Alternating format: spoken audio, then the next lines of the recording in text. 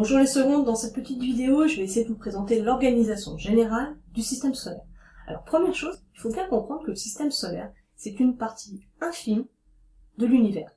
L'univers est formé d'un ensemble très important de galaxies, et chacune de ces galaxies contient un nombre très important de systèmes.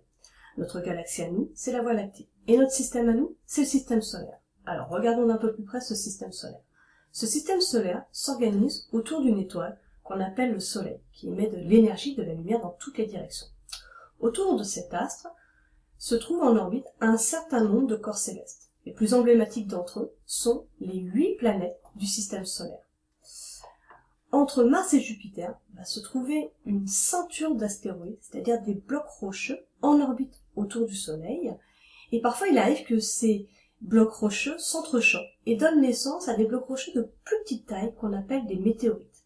L'un d'entre eux a ainsi percuté la Terre il y a à peu près 65 millions d'années et est à l'origine certainement de la disparition des dinosaures. On trouve également comme autres corps célestes les comètes. Les comètes, ce sont des blocs de glace et de poussière, en orbite là aussi autour du Soleil, mais sur une orbite plus écrasée, on dit elliptique. On trouve aussi autour de certaines planètes des corps célestes en rotation qu'on appelle les satellites naturels, le nôtre et bien évidemment la Lune. Enfin, on a une dernière catégorie de corps célestes qu'on appelle les planètes naines. Pluton, par exemple, depuis 2006 a changé de catégorie.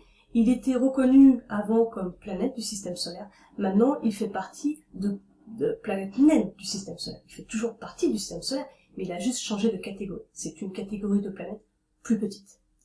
Alors, vous avez dû réaliser normalement ce graphique sur lequel je vous ai demandé de placer les planètes en fonction de leur diamètre et de leur masse volumique. Et vous avez dû remarquer, après avoir positionné les points de ces planètes, qu'on pouvait distinguer deux grands types de planètes. D'un côté, vous avez les planètes telluriques ou rocheuses, qui sont caractérisées par une masse volumique importante, mais un diamètre petit, et de l'autre côté, on a les planètes géantes ou gazeuses, qui, elles, se caractérisent par un diamètre important, mais une masse volumique faible. Donc, si je résume le graphique, on a deux catégories de planètes maintenant.